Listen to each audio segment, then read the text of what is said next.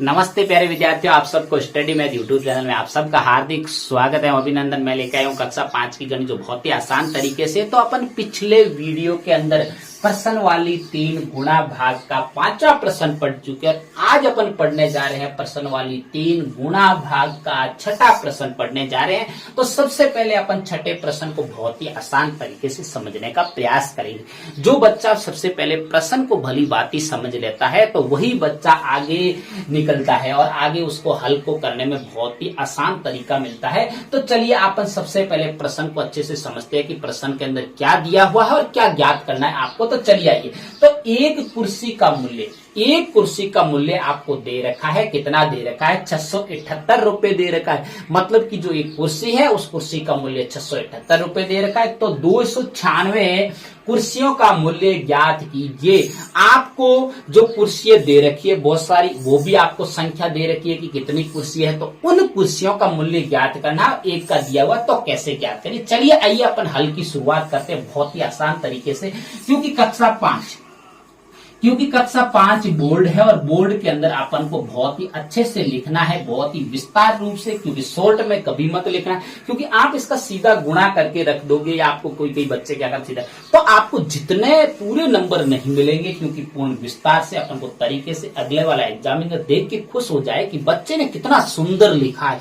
तो चलिए आइए अपन शुरुआत करते हैं। सबसे पहले इसके अंदर क्या लिखना है? सबसे पहले तो लिखना है कि कुल कुर्सियों की संख्या कितनी है, वो कहां पे दे रखी है वो लिखना है। तो सबसे पहले लिखेंगे कि कुल कुर्सियों की संख्या, कुल कुर्सियों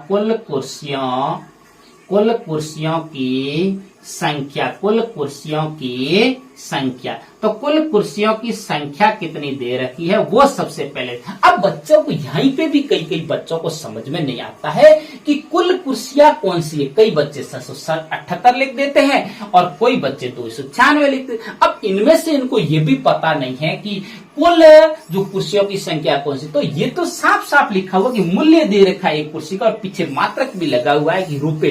तो ये तो 678 एक कुर्सी का मूल्य है। और यहाँ पे देखो 296 जो कुर्सियों का मूल्य ज्ञात करना है। तो अपन के पास में जो कुल कुर्सियां है वो कितनी है? 296। कितनी है? 296। तो जो 296 कुर्सियां हैं तो ये दे रखी है। और उसके बाद में अपन को क्या दे रखा है? एक कुर्सी का मूल्य दे रखा है। तो अपन एक कुर्सी का मूल्य लिखेंगे। तो लिखेंगे एक कुर्सी का मूल्य, एक कुर्सी का मूल्य। आपको एक कुर्सी का मूल्य लिखना है। तो अब एक कुर्सी का भी मूल्य बहुत ही आसान तरीके से लिख दे, क्योंकि दिया हुआ ये स्पष्ट दे रखा है कि एक कुर्सी का मूल्य 678 रुपए है। कितना रुपए है? 678 रुपए हैं। कितने हैं? मात्रक आपको पीछे लगाना है। कई बच्चे अक्सर मात्रक नहीं लगाते। तो अपन को एक एक छोटी छोटी बातों का ध्यान रखना, तब जाके अपन आगे बढ़ पाएंगे। क्योंकि धीरे धीरे क्लासें भी बढ़ेगी। आज आप 5वीं क्लास के अंदर हो, कल 6ठी क्लास के अंदर आओगे तो प्रश्नों का स्तर बढ़ेगा। लेकिन तरीका वही करने का, वो जोड़ बाकी गुणा भाग वही करना है उसके अंदर। लेकिन जो प्रश्न का जो लेवल है वो स्तर बढ़ता जाएगा। तो आपको अभी से बहुत ही अच्छे से सीखना है, क्योंकि आगे जाके आपको परेशानी प्राप्त न हो। अब देखिए उसके बाद में आपको लिखना है कि तो बताओ कि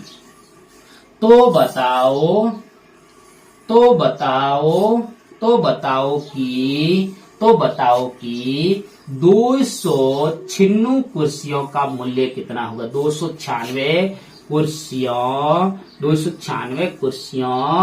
का मूल्य कितना होगा? तो बहुत ही आसान तरीके से अपन बता देंगे, क्योंकि अपन ने प्रयास जरूरी है। हमने कब सीखा पढ़ाना? क्योंकि हमने भी प्रयास किया। जो प्रयास करता है वही सीखता है और जो प्रयास करता है वही आगे बढ़ता है। तो अपन को निरंतर प्रयास करना है, क्योंकि आगे का जो रास्ता है बहुत ही जटिल और कंटीला है। तो उन कंटीले रास्तों को अगर आसानी से प्राप्त करना है तो आपको प्रयास करना पड़ेगा डट के, तभी जाके अपन आसान तरीके से अपन उनको पार कर पाएंगे। नहीं तो बड़ा टेढ़ा काम है। तो चलिए आइए देखिए अपन लिखते हैं। अभी इस प्रश्न में समझेंगे कि अभी अभी मैंने आपको बताया कि अगर एक का दे रखा है और बहुत सारों का ज्ञात कर, देखो एक कुर्सी का मूल्य दे रखा है, बहुत सारी मतलब 296 कुर्सियों का मूल्य ज्ञात करना है तो आपको गुणा ही करना है। ये मेरी बात अच्छे से आप याद रख लेना। तो क्या करना है, गुणा करना है। तो अपन लिखेंगे पहले, सबसे पहले 678, क्या लिखेंगे 678। उसके बाद में कितना लिखेंगे 296, कितना लिखेंगे 296। अब अपन को क्या करना है, गुणा करना है। तीन संख्याओं का गुणा है, 3 अंकों का, तो बहुत ही आसान तरीके से कर लेंगे।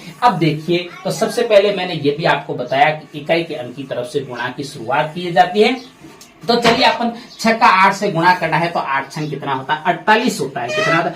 जिस बच्चे को पहाड़ा नहीं आ रहा है वो अच्छे से पहाड़े याद कर लेना, क्योंकि पहाड़ा जरूरी है। पहाड़ों के बिना आप गुणा और भाग नहीं कर पाओगे। तो आपको गुणा 8 छंग 48 और हासिल कितनी लगी 4, कितनी लगी 4। तो अब उसके बाद में आपको क्या करना है, 6 का 7 से गुणा करता है तो 7 छगे 42, 42 और 4 कितने होते हैं 46, कितने होते हैं 46। और फिर से हासिल कितनी लगी 4। उसके बाद में अपन को क्या करना है, 6 का 6 से गुणा करना है तो 6 छगे कितना होता है 36, 36 और 4 कितना होते हैं 40, कितना होता है 40। और 40 का 40 क्यों लगाया, क्योंकि हासिल क्यों नहीं लगाई, क्योंकि आगे कोई अंक नहीं है। अब देखो अंक अगर होता तो अपन के हासिल अगले वाले अंक पे लगा देते। अब उसके बाद में क्या करना है, अपन को क्रॉस का चिन्ह लगाना है। क्यों लगाया एक अंक के नीचे क्रॉस का चिन्ह, इकाई अंक के नीचे, क्योंकि अगले अंक का आपको क्या करना है, गुणा करना है। अब देखिए उसके बाद में 9 का किससे, अगला अंक का 9 का 8 से गुणा करना है तो 8 90 कितना होता है 72, कितना होता है 72। 72 का अपन के पास में 2 और हासिल कितनी लगी, अब ये मिटा देते हैं।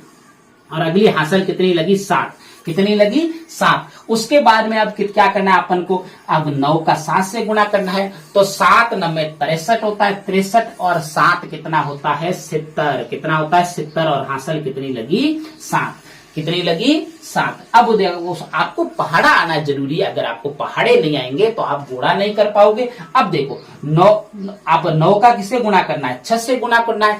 तो 9 का 6 से गुणा करेंगे तो कितना आएगा, 9 छगेरी 54, कितना होता है 54। 54 और 7 कितने होते हैं आपको 54। अगर जिस बच्चे को सीधा नहीं जोड़ना आता है तो आप इस प्रकार भी जोड़ सकते हो। 54 में 7 को जोड़ना है तो आप बहुत ही आसान तरीके से जोड़ सकते हो। 54 में 7 जोड़ोगे तो कितना आएगा 61 आएगा, कितना आएगा 61। अब देखो 61 का 61 ही मैंने क्यों लिखा, क्योंकि वहां पे अपन को आगे कोई, अभी रुको, आगे क्योंकि कोई अंक नहीं है। अब देखो उसके बाद में आपको क्या करना है, अगले वाले अंक का गुणा करने के लिए आपको 2 क्रॉस के चिन्ह लगाने हैं। क्या लगाना, इकाई और दहाई के अंकों के नीचे क्रॉस कर। अब अपन 2 का 8 से सबसे पहले गुणा करेंगे तो 8 दूने कितना होता है 16, आंसर मिटा देते हैं। अगले वाले के हासिल लगेगी 8 दूने 16, 16 का 6 और अगले वाले अंक पे हासिल। अब देखो इसका अपन ने इससे गुणा किया तब इससे अगले वाले अंक पे हासिल लगी। अब देखिए उसके बाद में 2 का 7 से गुणा करेंगे तो 7 दूने 14, 14 और एक हासिल 7 में, हासिल 7 में जोड़ते रहना। 14 और 1 कितना होता है 15, 15 का 5 और हासिल कितनी लगी 1। उसके बाद में 2 का 6 से गुणा करेंगे 6 दूने 12, 12 और 1 कितना होता है 13। बिल्कुल आपको 13, यहाँ पे भी आपको ध्यान रखना है, बिल्कुल एक दूसरे के नीचे क्रम से आना चाहिए, ऐसे सीधे सीधे। कई बच्चे अक्सर क्या करते हैं, इसके एक दूसरे के अंदर घुसा देते, जिससे क्या है कि फिर जोड़ योग करते उस समय आपका क्या हो जाता है, गलत हो जाता है। तो आपको गलत करने का तो बिल्कुल चांस ही नहीं बढ़ना चाहिए। अब देखिए अब अपन को क्या करना है, योग करना है। तो देखो 8 का 8, उसके बाद में 6 7 8, 6 और 2 कितने होते हैं 8, और उसके बाद में 0 0 6 कितने हुए 6, और 4 और 1 5 और 5 और 5 कितना होता है 10, 10 का 0 और अगले वाले अंक पे हासिल। समझ में आ रही है ना मेरी बातें। 6 और 3 9 और 1 हासिल जोड़ना है साथ में तो 10 हो जाता है। 10 का 0 और हासिल लगी 1, 1 और 1 हासिल कितना हो गया 2, कितना हो गया 2। ये हो गया आपको बहुत ही आसान तरीके से। अपने पास में 296 कुर्सियों का मूल्य आ चुका है। तो 296 कुर्सियों का मूल्य कितना है, इकाई, दाई, सैकड़ा, हजार, 10,000, लाख, मतलब कि 2,06,88 रुपए लगे। कितने लगे 2,06,88 रुपए लगे। अब देखिए अपन अतः की लाइन लिखना है। अतः क्या लिखेंगे,